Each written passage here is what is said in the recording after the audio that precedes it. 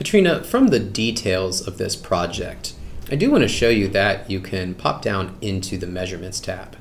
This would be an opportunity for you to review the measurements that have been created, pitch values, edge measurements, and even those category measurements, and make any manual changes as needed. Okay. One of the manual changes that is pretty common is perhaps that waste percentage that was auto-calculated is either too much waste or not enough waste, depending upon the kind of system you're installing.